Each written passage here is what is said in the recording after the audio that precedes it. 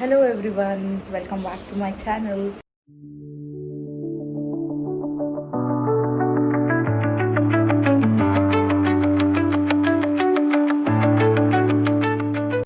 So ಇವತ್ತು ನಾನು vlog start ಮಾಡ್ತಿರೋದಕ್ಕೆ ಒಂದು ಪರ್ಟಿಕ್ಯುಲರ್ ರೀಸನ್ ಇದೆ. ಡೆಫಿನೆಟ್ಲಿ ಎಲ್ಲ ಹುಡುಗಿರು ಅಥವಾ ತುಂಬ ಜನ ಹುಡುಗರು ಕೂಡ ಇದನ್ನು ಫೇಸ್ ಮಾಡಿರ್ತಾರೆ. I wanted to share that what happen, ಏನಾಯಿತು, ನನಗೆ ಅದನ್ನು ಯಾವ ಥರ ಟ್ಯಾಕಲ್ ಮಾಡಿದೆ ಅನ್ನೋದನ್ನು ನನಗೆಲ್ಲ ಹೇಳಬೇಕಿತ್ತು. ಸೊ ನಾನು ಬೆಳಗ್ಗೆ ವಿಡಿಯೋಲ್ಲಿ ಹೇಳಿದ್ದೆ ಲೈಕ್ ನಾನು ನಿಮ್ಮ ಹತ್ರ ಏನೋ ಒಂದು ಶೇರ್ ಮಾಡ್ಕೋಬೇಕು ಅಂತ. ಸೊ ಅದು ಏನಪ್ಪ ಅಂತಂದರೆ ನನ್ನ ಇನ್ಸ್ಟಾಗ್ರಾಮ್ ಆ್ಯಕ್ಚುಲಿ ಹ್ಯಾಕ್ ಆಗಿತ್ತು. ನಿನ್ನೆ ನಾನು ಬೆಳಗ್ಗೆ ಎದ್ದ ತಕ್ಷಣವೇ ಐ ಯೂಶ್ವಲಿ ಬೆಡ್ಡಿಂದ ಎದ್ದೇಳೋಕ್ಕೂ ಮುಂಚೆ ಇನ್ಸ್ಟಾಗ್ರಾಮ್ನ ಓಪನ್ ಮಾಡಿ ಚೆಕ್ ಮಾಡೋದು ಒಂದು ಹ್ಯಾಬಿಟ್ ಥರ ಆಗೋಗ್ಬಿಟ್ಟಿದೆ.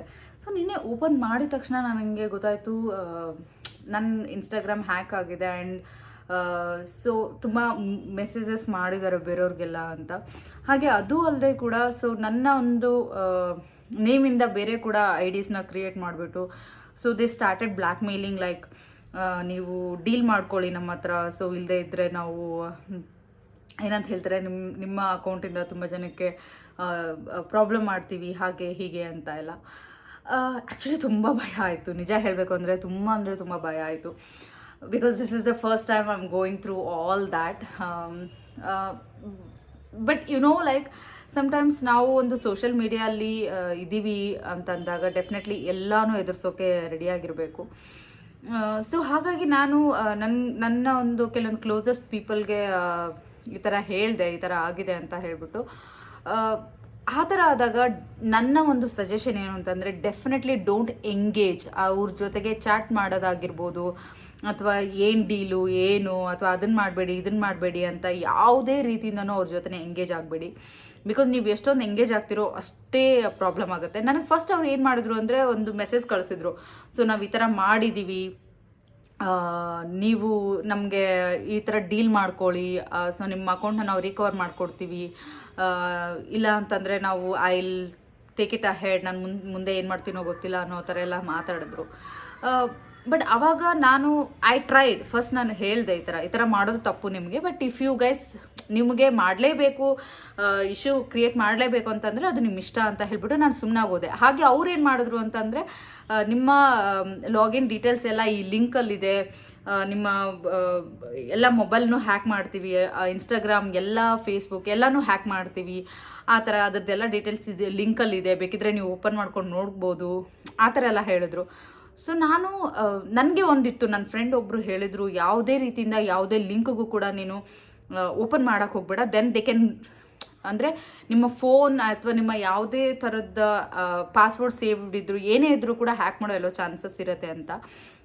ನಾನು ಓಪನ್ ಮಾಡೋಕ್ಕೆ ಹೋಗಲಿಲ್ಲ ಲಿಂಕ್ನ. ಸೊ ಇಮಿಡಿಯೇಟಾಗಿ ನಾನು ಅವ್ರನ್ನ ರಿಪೋರ್ಟ್ ಮಾಡಿದೆ. ಸೊ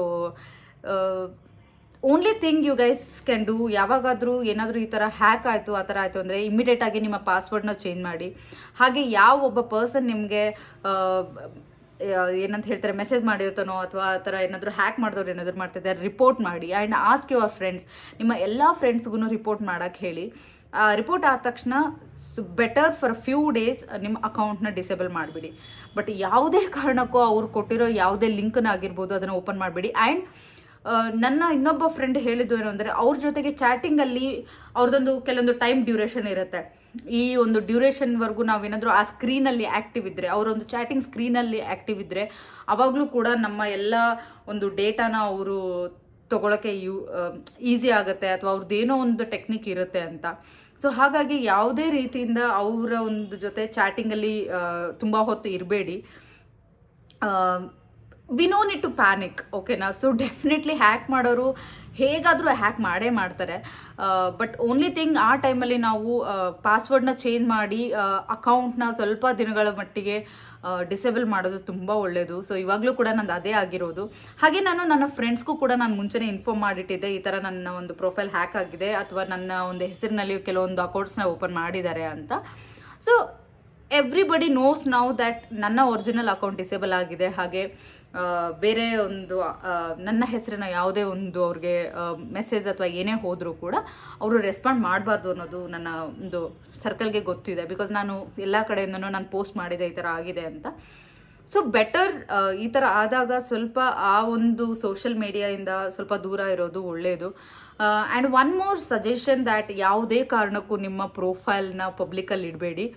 ಬಟ್ ನೀವು ಓಕೆ ಫೈನ್, ನಾನು ಏನೇ ಬಂದರೂ ಎದುರಿಸ್ತೀನಿ, ನನಗೇನು ಪ್ರಾಬ್ಲಮ್ ಇಲ್ಲ ಅನ್ನೋ ಒಂದು ಧೈರ್ಯ ಇತ್ತು ಅಂತಂದರೆ ಓಕೆ.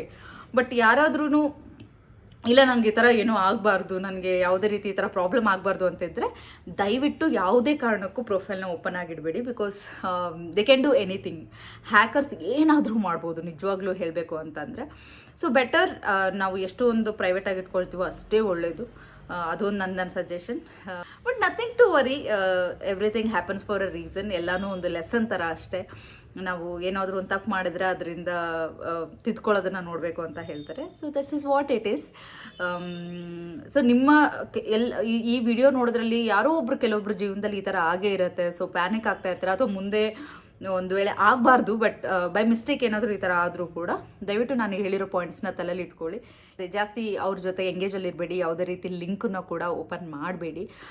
ಬೆಟರ್ ನಾನು ಹೇಳಿರೋ ಪಾಯಿಂಟ್ಸನ್ನ ಫಾಲೋ ಮಾಡಿದ್ರೆ ಎಲ್ಲೋ ಒಂದು ಸ್ವಲ್ಪ ಒಂದು ಮಟ್ಟಿಗೆ ಹೆಲ್ಪ್ ಆಗ್ಬೋದು. ನಾನು ಹೇಳ್ತಾ ಇಲ್ಲ ದಟ್ ಈಸ್ ಅ ಸೊಲ್ಯೂಷನ್ ಅಂತ ನಾನು ಹೇಳ್ತಾ ಇಲ್ಲ. ಮೇ ಬಿ ಎಲ್ಲೋ ಒಂದು ಸ್ವಲ್ಪ ಹೆಲ್ಪ್ ಆಗ್ಬೋದು ಅಂತ ನಾನು ಈ ವಿಡಿಯೋನ ಮಾಡಿದ್ದು. ಎಲ್ಲರಿಗೂ ನನ್ನ ವಿಡಿಯೋ ಸ್ವಲ್ಪ ಮಟ್ಟಿಗೆ ಯೂಸ್ಫುಲ್ ಆಗಿದೆ ಅಂತ ಅಂದ್ಕೊಳ್ತೀನಿ. And thank you so much for watching my video and have a good night.